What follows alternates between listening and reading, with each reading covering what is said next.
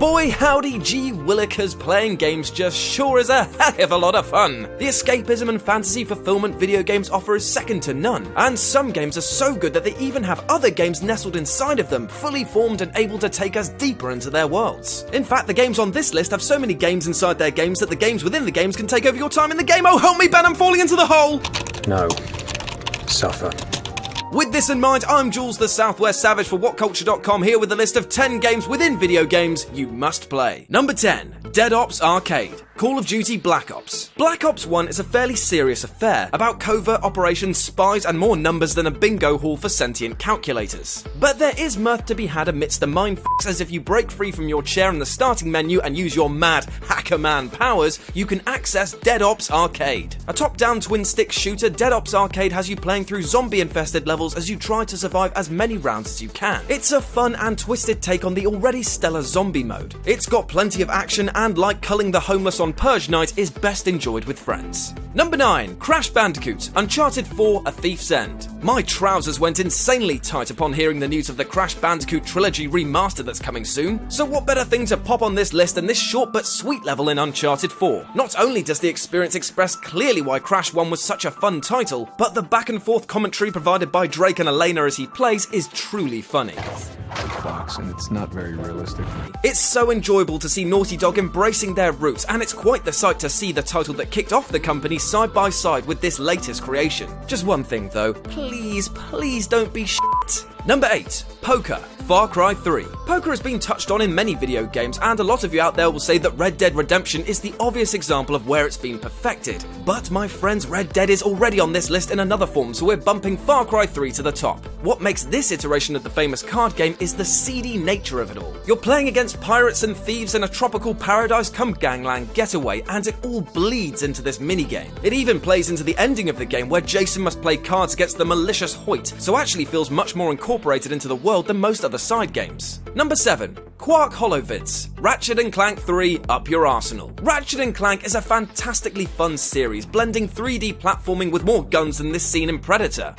Manly. But hidden deep inside Up Your Arsenal are some brilliantly designed 2D levels featuring everyone's favourite shovel-chin superhero, Captain Quark. With 5 of them to find, each one offered its own unique challenges, with collectibles and hidden secrets, which made playing them not only fun but also rewarding for players. Carefully made and with a lot of care and attention, these levels were so much fun to play, and encompassed another aspect of the platforming genre into a game series that is helping to keep the genre alive. Number 6. Liar's Dice. Red Dead Redemption. From poker to throwing horseshoes to stabbing yourself in the hand, Red Dead Redemption is full of gambling opportunities. But none are as great as Liar's Dice. Essentially, everyone has a cup with 5 dice in it. You shake the cup, slam it down onto the table, and you have to bet as to how many of a certain number are face up. Get called on your bluff or call somebody else's bluff falsely, and you lose. Last person standing wins. Simple. Using luck, chance, and cheating the system ever so slightly, you can quickly become engrossed in match after match. And don't worry if you lose, because you can just shoot them all in the head afterwards. Number 5. Triple Triad. Final Fantasy VIII. While I might have sunk an extreme amount of time into Chocobo Racing and Blitzball, no Final Fantasy minigame has captured my heart and my total f***ing rage as Triple Triad in Final Fantasy VIII. Played on a 3x3 board, the goal is to capture other players' cards by placing one with a higher rank value next to the enemies. Which sounds pretty basic, right? Wrong! Same match, plus, combo, random, rules upon rules which follow you through different areas. Losing cards that took ages to gain, keeping cards that could be synthesized into ultimate weapons because you're too deep into its pocket. I'm a junkie for this game and I need help. Number 4. Voltorb Flip. Pokemon Heart Gold / Soul Silver. Hidden in the Celadon and Goldenrod games in the Pokemon Heart Gold and Soul Silver series, Voltorb Flip is easily the most addictive game put into a Pokemon game. The player is presented a 5x5 game board with numbers along each row and column detailing how many coins there are on offer and how many hidden Voltorbs are in that specific row or column. And it is enthralling. Learning the strategy and getting into higher stakes games can be exhilarating as you try to figure out which squares are safe, doing mental maths and just praying to God that you're right. Number 3. Red Menace Fallout 4. Donkey what? Donkey Kong? Never heard of it, mate. Is that a Pokemon from Sun and Moon? Yeah, okay, let's call a spade, as this is pretty much an exact rip-off of one of the granddaddies of gaming. Except in the place of Sir Kong, it's an alien and a sexy, skin-tight suited Volt Boy instead of a chubby maintenance man. It's a lovely little homage and is a great way to spend time in the wasteland that doesn't involve being abused by ghouls or shooting things in the face. Number 2. Maniac Mansion.